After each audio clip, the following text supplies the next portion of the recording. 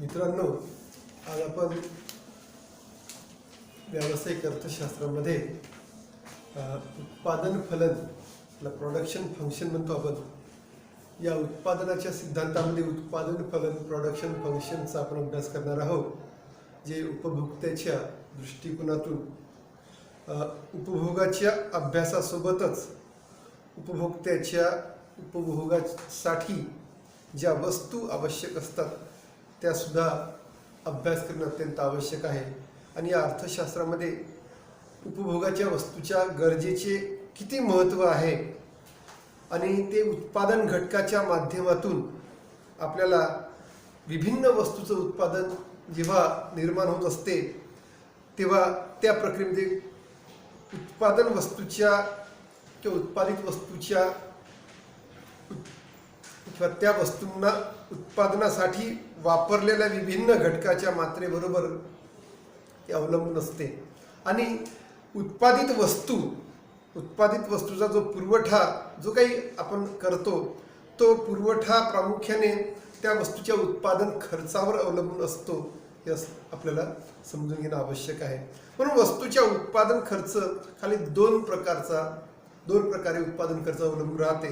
एक तर आदाने व प्रदाने, त्याला इनपुट आणि आउटपुट रेशो म्हणतो आपण.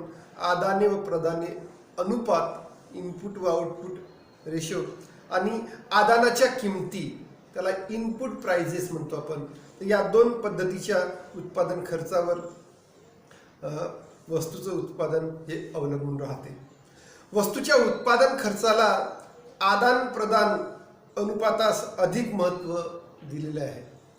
या उत्पादन फलनाची जी काही परिभाषा, जी काही व्याख्या किंवा जे काही वर्णन आपण करतो ते वर्णन, उत्पादन म्हणजे आदाने आणि प्रदाने, इनपुट आणि आउटपुट फल होय किंवा फलन होय. उत्पादन म्हणजे आदाने आणि प्रदाने याचं फल होय. तर यामध्ये आदाने व प्रदाने यातील शुद्ध तांत्रिक संबंधांना उत्पादन फलन म्हटलं जातं. म्हणजे आदाने व प्रदाने यातील शुद्ध तांत्रिक संबंधांना उत्पादन फलन असं म्हटलं जातं. जे जॉर्ज स्टिग्लर हे जे अर्थशास्त्रज्ञ आहेत हे म्हणतात की उत्पादन घटकाच्या, उत्पादकाच्या व उत्पादित वस्तूंना वेगवेगळ्या परस्पर संबंधाला उत्पादन फलन असं म्हटलं जातं. तर कोणत्याही पेढीचं उत्पादन हे उत्पादक घटकाचे फलन असतं.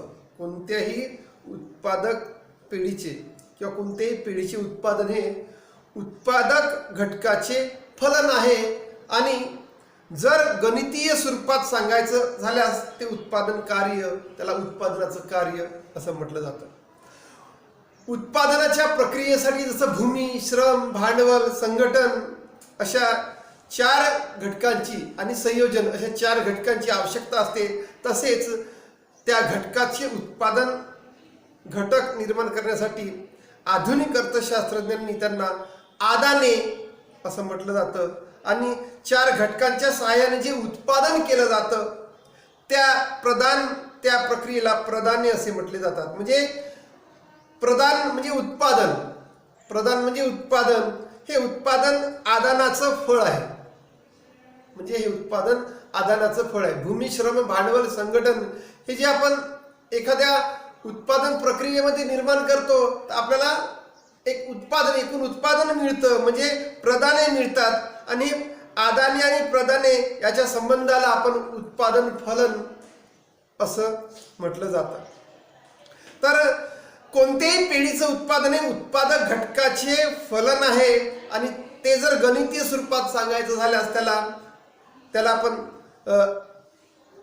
उत्पादन कार्य, प्रोडक्शन फंक्शन्स असं म्हणतो. म्हणजे कोणत्याही पेढीची भौतिक साधने आणि अभौतिक साधने, कोणत्याही पेढीची भौतिक साधने आणि भौतिक उत्पादन याच्यातील संबंधांना उत्पादन फलन असं म्हणतात.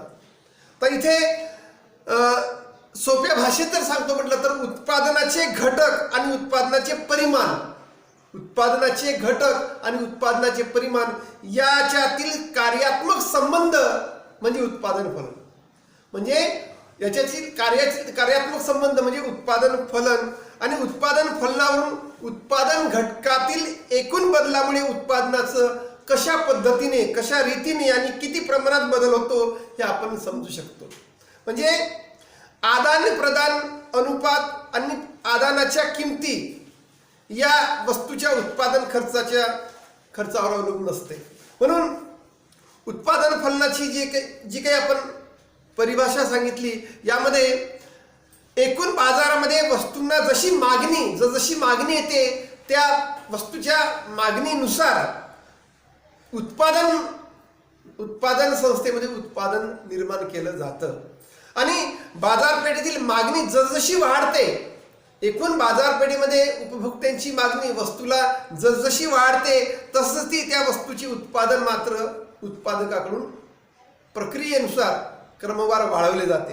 आणि या उत्पादन वाढ करण्यासाठी, एकूण उत्पादन वाढ करण्यासाठी उत्पादनाचे प्रमाण, उत्पादनाचे घटकाचे प्रमाण आपल्याला त्या परिस्थितीनुसार वाढवावे लागते किंवा त्या परिस्थितीनुसार कमी करावे लागते. म्हणून एकूण जे काही घटक आहे, भूमी, श्रम, भांडवल, संघटन, हे घटक दुर्मिळ असतात.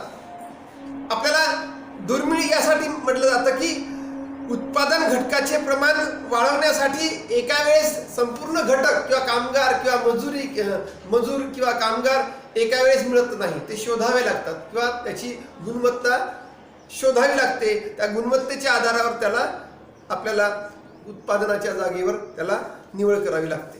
तर एकूण उत्पादनाची होणारी वाढ उत्पादन घटकाच्या प्रमाणानुसार केली नाही तर कमी जास्त प्रमाणात आपल्याला नुकसान होते किंवा फायदाही होतो. तर त्या पद्धतीने उत्पादन घटकाच्या प्रमाणात वाढ केल्यास उत्पादनामध्ये कशा पद्धतीने आणि किती प्रमाणात वाढ होते हे मात्र उत्पादन फलनावरून आपल्याला लक्षात येते. म्हणून उत्पादनासाठी भूमी, श्रम, भांडवल आणि संयोजन या घटकाची अत्यंत आवश्यकता असते. म्हणजे इथे प्रोडक्शन, जे आपण प्रोडक्शन इज इक्वल टू आपण जे काही भूमी, श्रम, भांडवल आणि संघटन म्हणतो, त्या संघटनाचं मिश्रण म्हणजे उत्पादन. तर इथे उत्पादन फलनाची वैशिष्ट्ये जर सांगायची झाल्यास उत्पादन फलनाची वैशिष्ट्ये मात्र या पद्धतीने सांगता येतं की परस्पर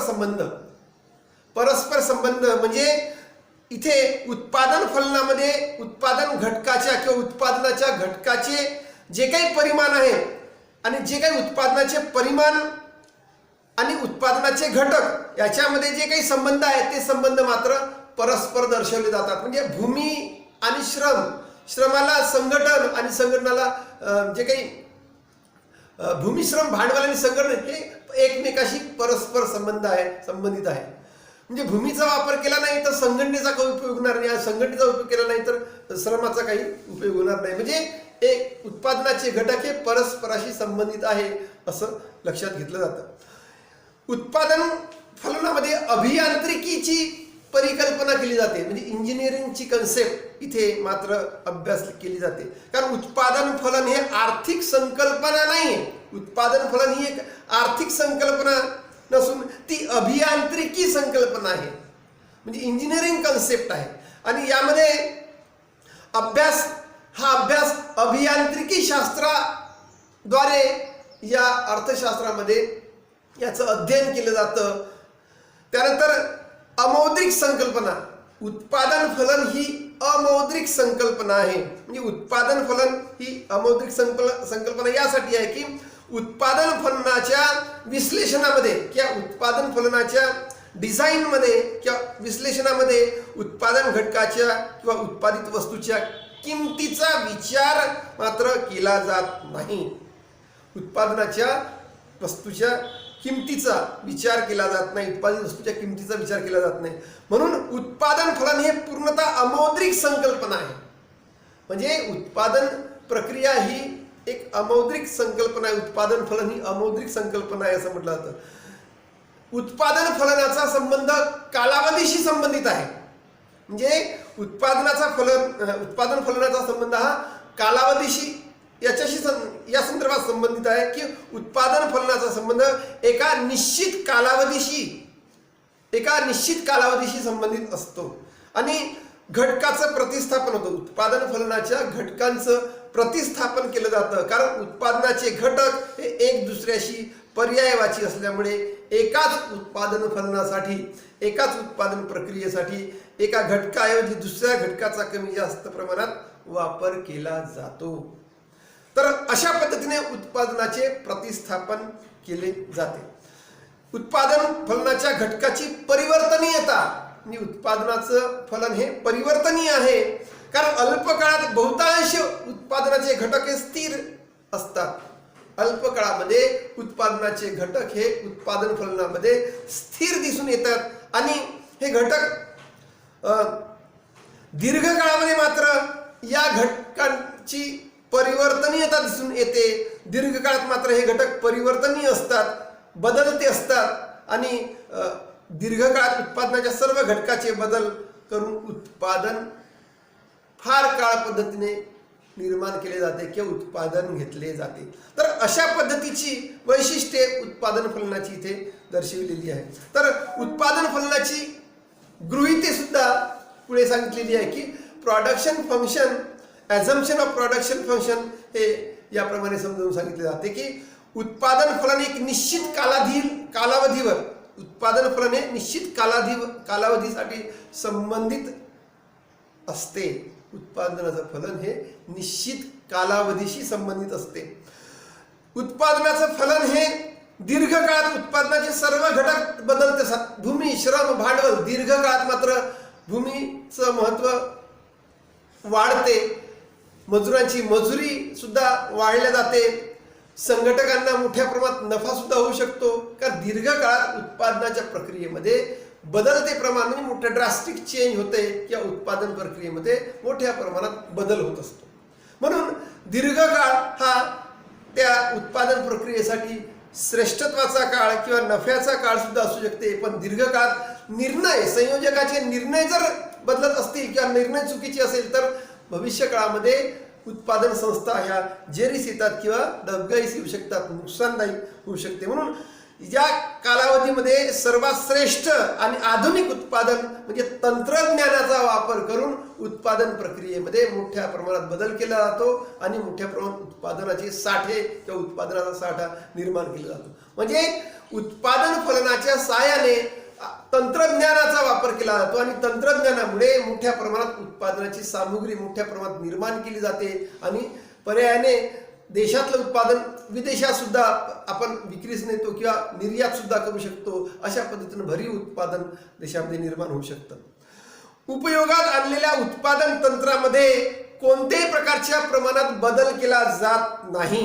म्हणजे जे काही यंत्रसामुग्री दीर्घकाळामध्ये कारखान्यामध्ये निर्माण केली जाते, विस्थापित केली जाते किंवा इस्टॅब्लिश केली जाते, ती मात्र दीर्घकाळामध्ये त्या यंत्रसामुग्रीचा मात्र क्रमवार बदल केला जातो, परंतु फारसा त्या यंत्रसामुग्रीमध्ये बदल केला जात नाही. म्हणजे उपयोगात आणलेल्या उत्पादन तंत्रामध्ये कोणत्याही प्रकारचा बदल सहजासहजी केला जात नाही असं उत्पादन फलनामध्ये सांगितलं आहे. या कालावधीमध्ये सर्वात म्हणजे उत्पादनाचं वेगवेगळे संबंध लहान लहान एककामध्ये विभाजित करता येते. उत्पादनाचं फलन हे लहान लहान एककामध्ये मात्र इथे विभाजित करता येते.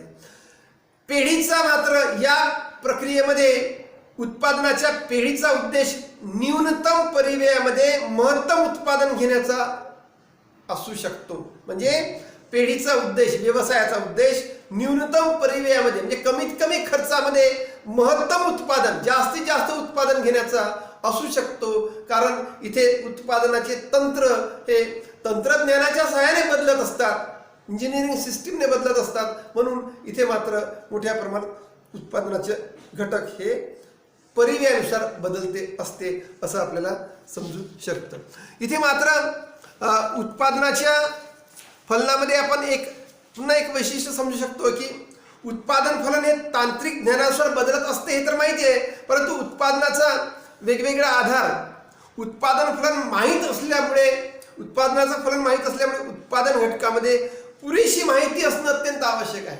म्हणजे अनेक प्रकारचे मोठ्या कारखान्यामध्ये अनेक प्रकारचे निरनिराळे मजूर कामावर असतात किंवा कामगार असतात. प्रत्येक कामगारांची स्किल, त्याची क्वालिटी आणि अनुभव गुणवत्ता ही वेगवेगळी असते आणि त्याप्रमाणे उत्पादन प्रक्रियेमध्ये त्या सोयीप्रमाणे त्यांना उत्पादनस्थळी आपण त्यांना नेमणूक करू शकतो आणि त्यांच्या योग्यतेप्रमाणे गुणवत्तेप्रमाणे उत्पादनाची प्रक्रिया ही वाढवू शकतो असं एकंदरीत इथे दिसते. तर उत्पादन फलनाचे प्रकार मात्र दोन प्रकार आहेत. उत्पादन फलनाचे दोन प्रकार दिसतं. एक उत्पादन अल्पकालीन उत्पादनाचं फलन आणि दुसरं आहे दीर्घकालीन उत्पादनाचं फलन. अल्पकालीन उत्पादनाच्या फलनामध्ये एकूण उत्पादन, सरासरी उत्पादन आणि सीमांत उत्पादन अशा 3 प्रकारचे उत्पादन आपण अभ्यास करू शकतो. म्हणजे अल्पकालीन उत्पादन फलन, या अल्पकालीन उत्पादन फलनामध्ये तांत्रिक स्थिती मात्र कोणत्या प्रकारची आहे, तांत्रिक स्थितीमध्ये मात्र बदल करता येतं. म्हणजे तंत्रज्ञानाच्या स्थितीमध्ये अल्प काळामध्ये बदल करता येऊ शकतं, परंतु उत्पादनासाठी वापरल्या जाणाऱ्या घटकाचे जे काही भूमी, श्रम, भांडवल आणि संगणन अशा एखाद्या घटकाची मात्रा जर बदलली जाते तर इतर घटकावर, तर एखाद्या घटकाची मात्रा जर बदलली तर इतर घटक मात्र स्थिर ठेवले जातात.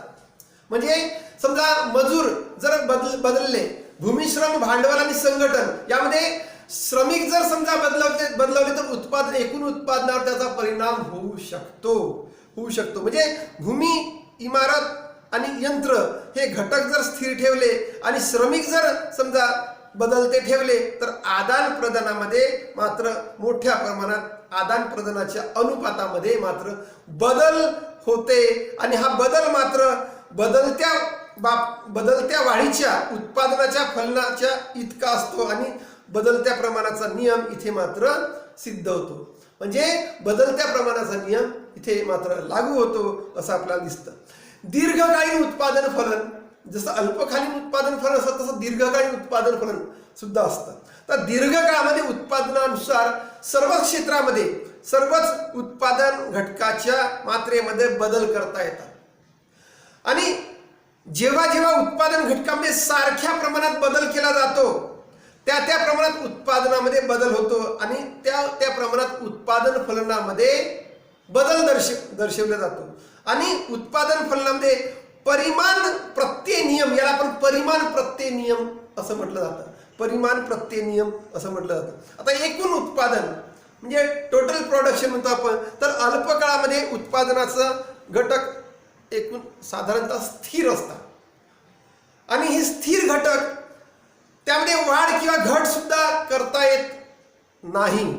अल्पकाळामध्ये उत्पादनाचे घटक बहुतांश स्थिर असतात, त्यामध्ये उत्पादनाच्या घटकामध्ये बहुतेक प्रमाणात वाढ किंवा घट करता येत नाही.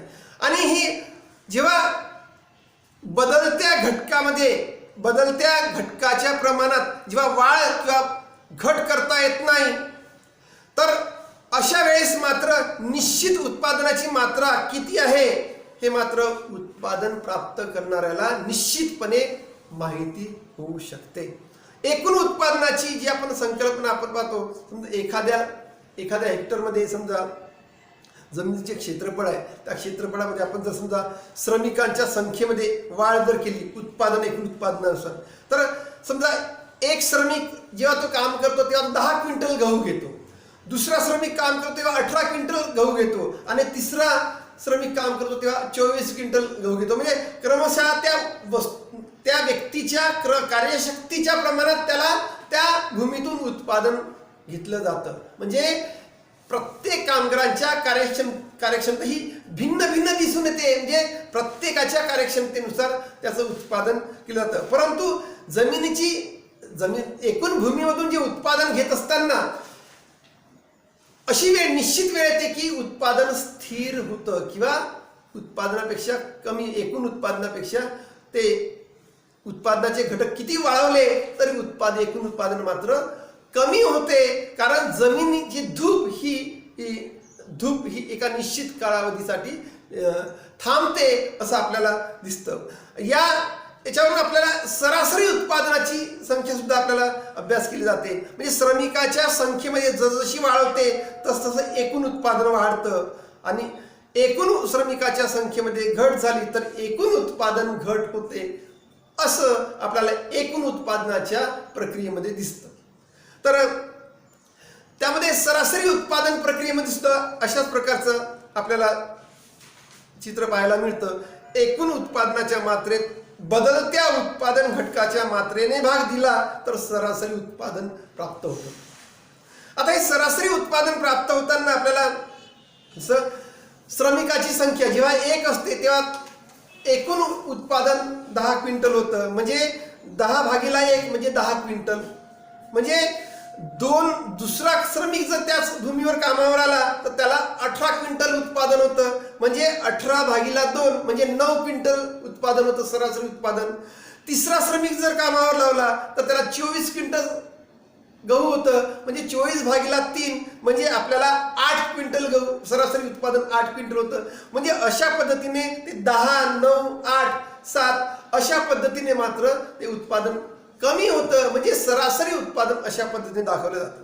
म्हणजे एकूण इथे श्रमिकांच्या संख्येनुसार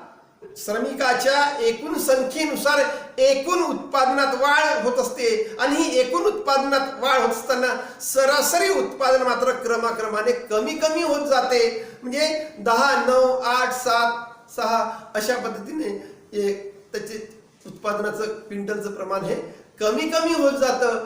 असं उत्पादन फलनाच्या सहाय्याने असं आपल्याला दिसून होतं. त्यात सीमांत उत्पादन म्हणजे एकूण उत्पादन, सरासरी उत्पादन आणि सीमांत उत्पादन. तर सीमांत उत्पादन म्हणजे बदलत्या घटकामध्ये म्हणजे एकूण कर्मचाऱ्यांमध्ये, कामगारांमध्ये, श्रमिकांमध्ये बदलत्या घटकाची एक जास्तीची मात्रा जर आपण कामाला लावली, एकूण समजा 10 श्रमिक आहे आणि 11वा श्रमिक समजा त्याच स्थळी आपण कामावर लावला तर एकूण उत्पादनामध्ये जी काही भर पडते त्या एकूण उत्पादनामध्ये जी भर पडलेल्या मात्रेला सीमांत उत्पादन असं म्हटलं जातं. सीमांत उत्पादन म्हणजे असं उत्पादन की एका मात्रेचं उत्पादन होय.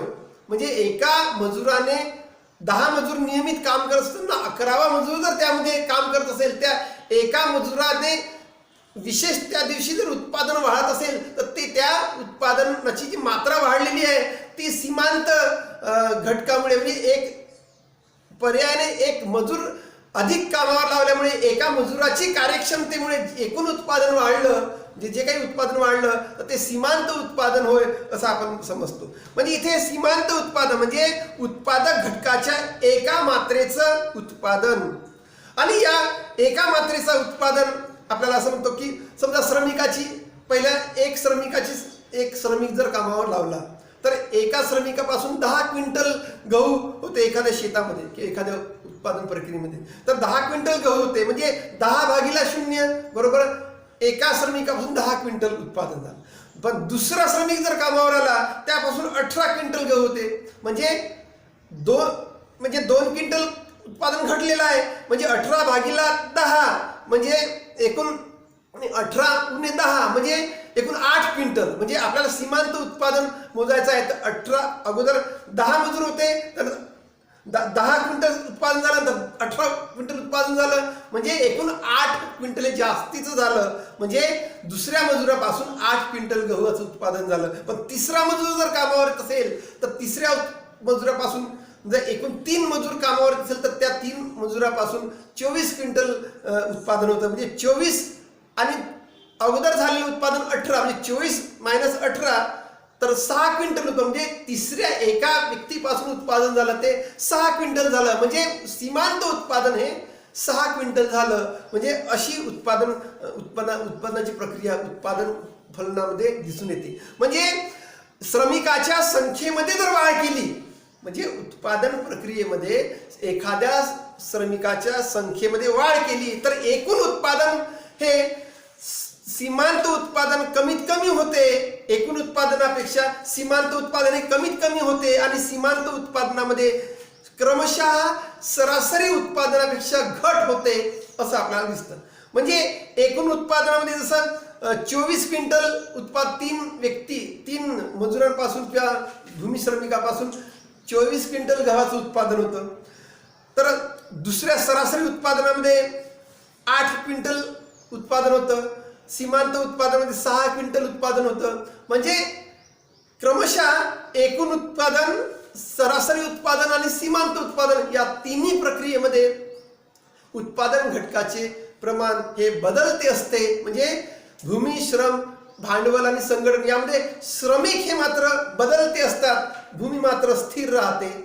आणि भांडवल सुद्धा साधारणतः प्रक्रियेमध्ये सारख्याच प्रमाणे आपण गुंतवतो. तर इथे बदलत्या प्रमाणाचा नियम इथे मात्र अशा पद्धतीने सिद्ध होतो. तर परंपरागत अर्थशास्त्रज्ञांच्या मते किंवा ट्रॅडिशनल जे काही थिंकर्स आहेत, इकॉनॉमिक थिंकर आहेत, त्यांच्या मते आपण जर बघितलं तर उत्पादनाच्या क्षेत्रामध्ये जी काही वाढ होते, जी काही फल, ज्या फलामध्ये वर्धी उत्पत्ती नियम, स्थिर उत्पत्ती नियम, सीमांत उत्पत्ती नियम अशा किंवा आरासी उत्पत्ती नियम असे जे काही प्रकारचे जे नियम आहेत, वर्धी उत्पत्ती नियम, आरासी उत्पत्ती नियम आणि स्थिर उत्पत्ती नियम, हे 3 प्रकारच्या नियमामध्ये मात्र बदलत्या प्रमाणामध्ये मोठ्या प्रमाणात उत्पादनाचे फल, म्हणजे वाढत्या व स्थिर फलाच्या नियम, जे काही नियम आहे औद्योगिक क्षेत्रामध्ये म्हणजे उत्पादनाच्या औद्योगिक क्षेत्रामध्ये लागू होतं.